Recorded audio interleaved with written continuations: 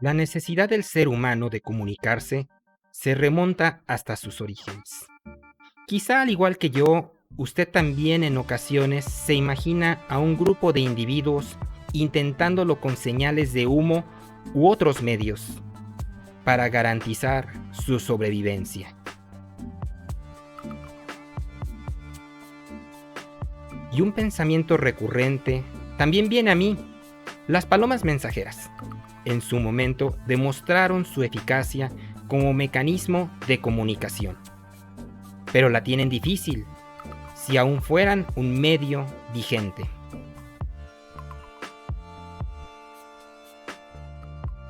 Solo el futuro nos hará saber nuestro límite en la comunicación. Pero lo que nos trae hoy es algo mucho más sencillo.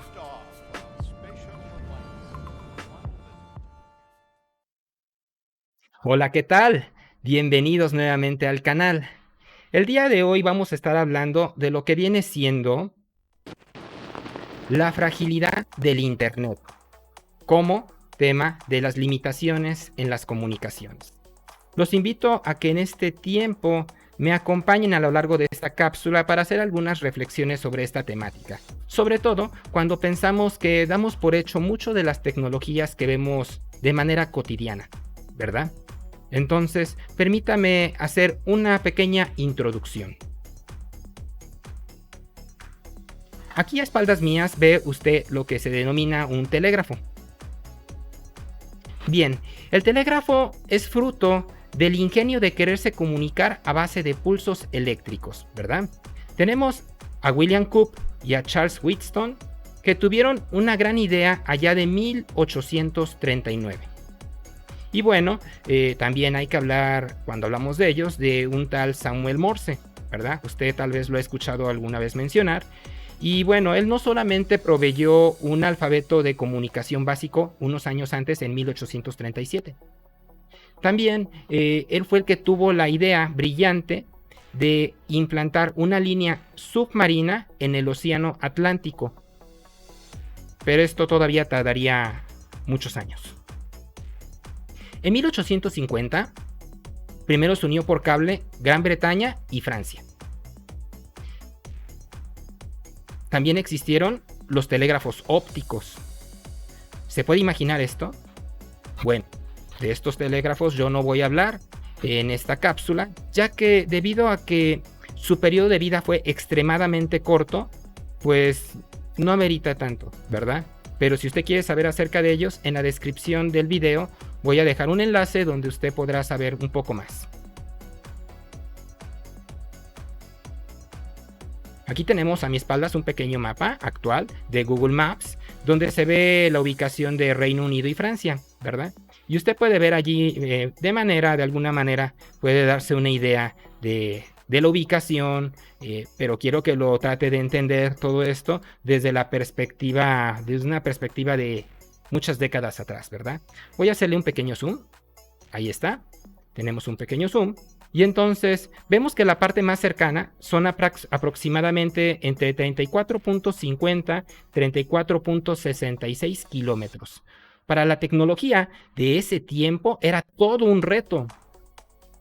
Hoy en día, ¿cuánto te saldrá, digo yo, ¿verdad?, cablear tu casa? ¿Verdad? Usted haga una reflexión con respecto a lo mejor la mano de obra, el tiempo de instalación, una escalera, quizá unos desarmadores, cinta aislante. Y si quieres hacer el cálculo y compartírnoslo ahí en la caja de comentarios, ahí te voy a leer. ¿Sí?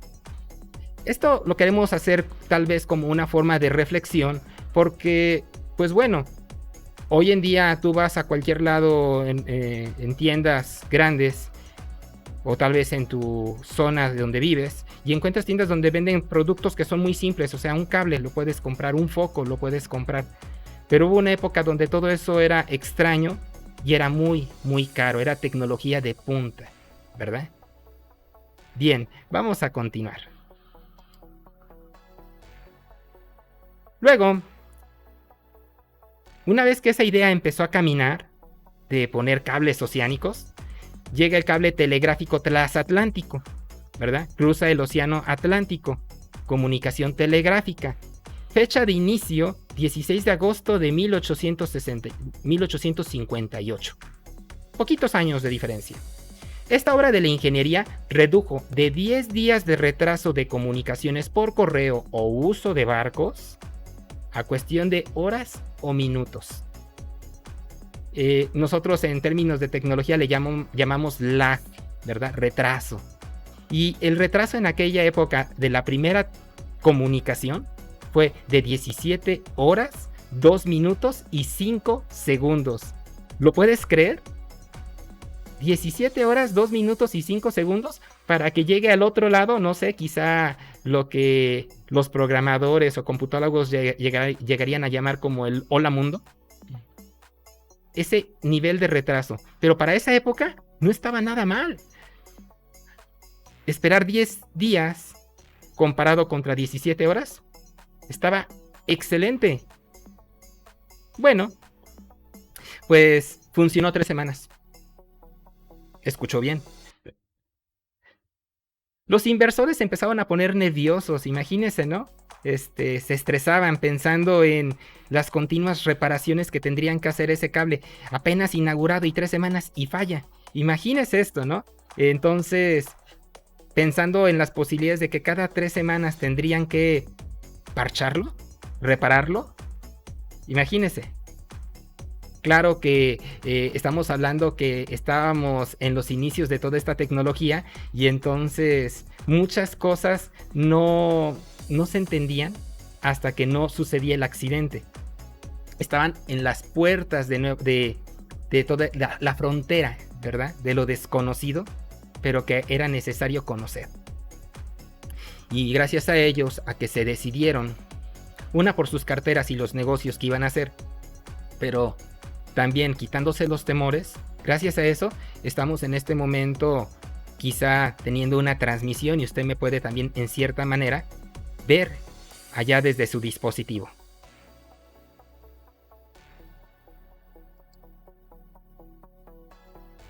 Tenemos acá un mapa de la época. Todavía hay algunos documentos en algunos museos, en algunos lados. Y bueno, tenemos este pequeño mapa, ¿verdad? Por la parte norte del globo terráqueo se aprecia cerca de Canadá e Irlanda. Voy a ver si, espero que ahí en su pantalla se alcance a ver mi apuntador. Espero que así sea. Y entonces, en un mapa de la época se alcanza a ver allí más o menos donde voy pasando mi apuntador, entre lo que viene siendo Irlanda y Canadá moderna, ¿verdad? Una línea interconectada de más de 5.500 kilómetros, a mi parecer.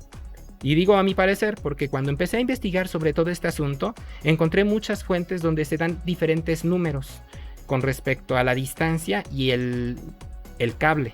Recuerde que no es que el cable esté totalmente recto y tenso, ¿verdad? Sino que al echarlo al fondo marino pasan cosas y entonces tal vez serpenteaba y así. Entonces, en algunos sitios en internet y en algunos otros lados que he consultado, se habla que en realidad dicen ellos así que fueron 4 kilómetros de largo y 1.5 centímetros de ancho el grosor del cable. ¿Escuchó bien? 1.5 centímetros el grosor del cable. Para mí, en esta época actual, eso es realmente muy poco. Y creo que también en aquella época sería extremadamente delgado el cable. Sin embargo, tenemos que pensarlo en términos de inversión, ¿verdad? El cable es caro fabricarlo. Y entonces en un momento dado estaban apostando a un experimento con la posibilidad de ver qué tan viable sería esto, el crecimiento a largo plazo. ¿Ya hizo el cálculo del cableado de su casa? Es menos grueso que 1.5 centímetros y son menos kilómetros.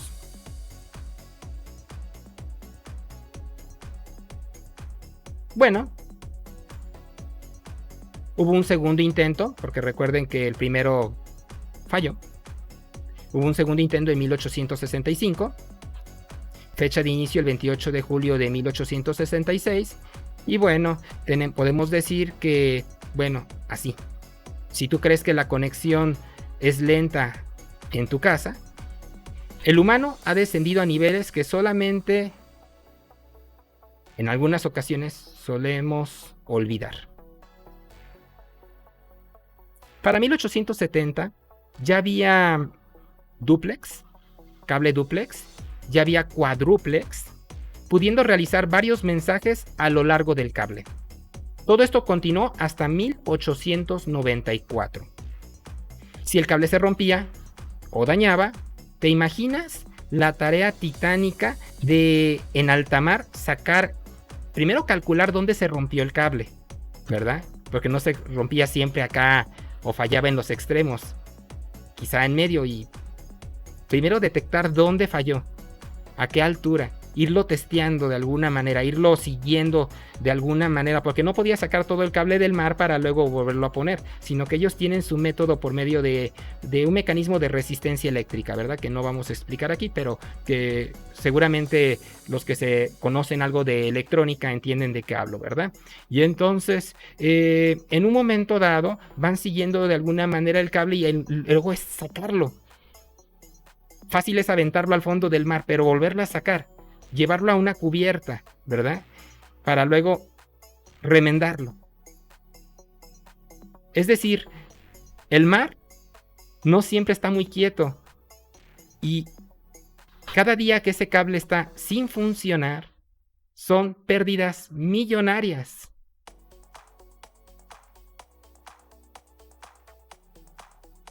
Veamos una mirada actual. Más o menos actual, vamos a decirlo así, ¿verdad? Más reciente, a la ubicación aproximada de los cables en este momento.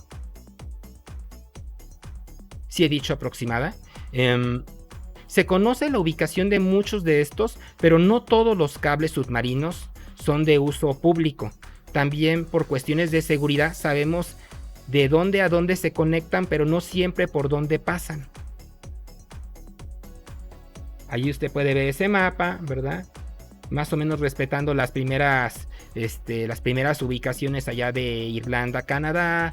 Y luego vemos una maraña de cables por todos lados.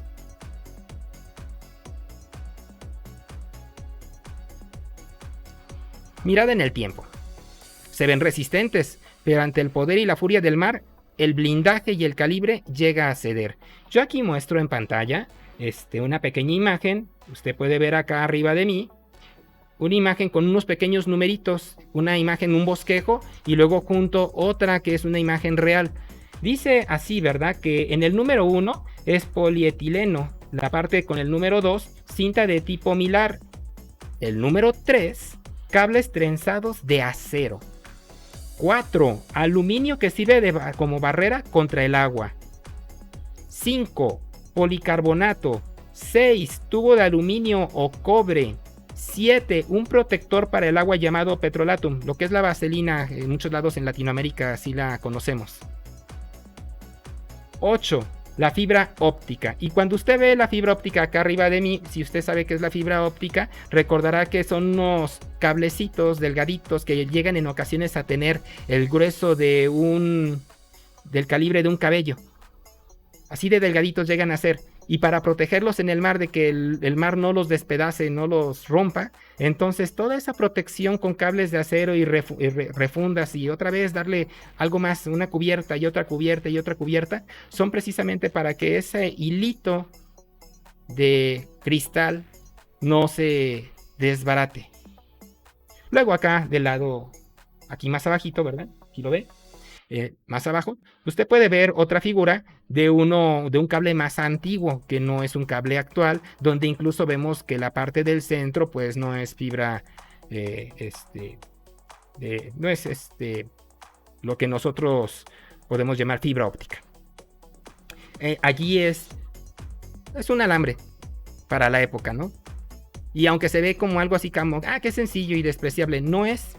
Si nosotros en este momento la fibra óptica es como la cúspide muchas veces de la tecnología actual para las telecomunicaciones, en aquel año ese cableado que vemos aquí inferior de lado, también era la cúspide, era lo que podían fabricar, era lo máximo que podía su tecnología, a lo que podía acceder a fabricar para soportar los mares y también para llevar una muy buena comunicación. Entonces, bueno, es interesante ver a la distancia de décadas cómo ha cambiado el cable. En cierta manera, la estructura no tanto, pero los componentes de fabricación sí.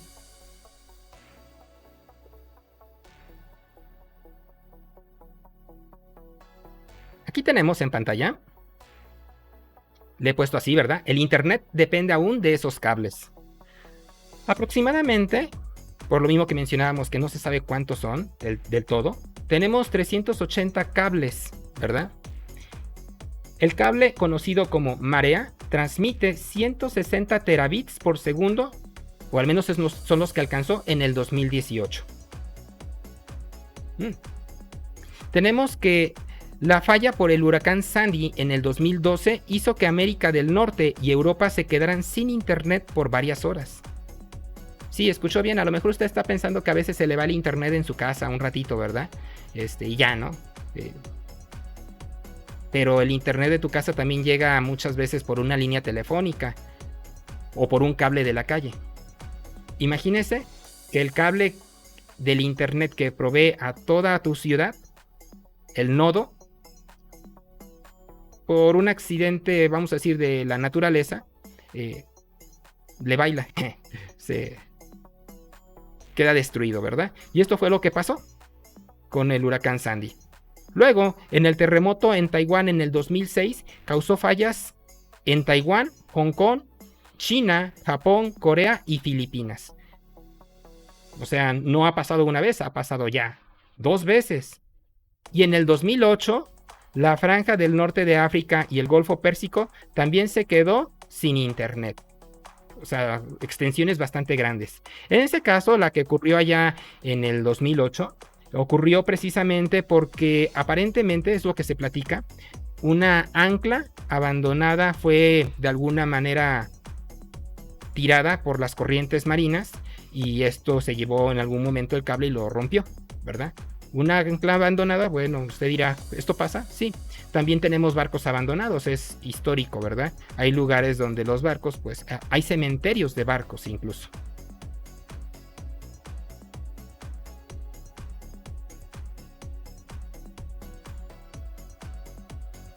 Los cables submarinos pueden resultar blancos estratégicos para los maleantes.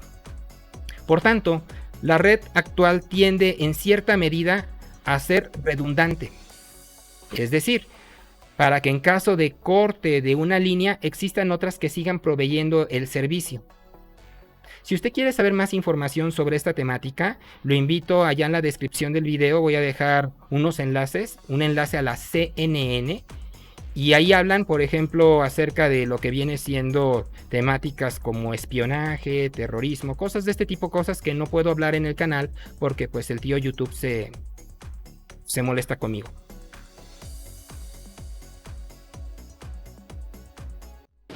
Muy bien. Me da mucho gusto que nos haya acompañado hasta aquí en esta cápsula. Espero que nos sigamos viendo en otras ocasiones. Y si le gustó este video, regáleme un like. Y nos veríamos hasta la próxima. Hasta luego.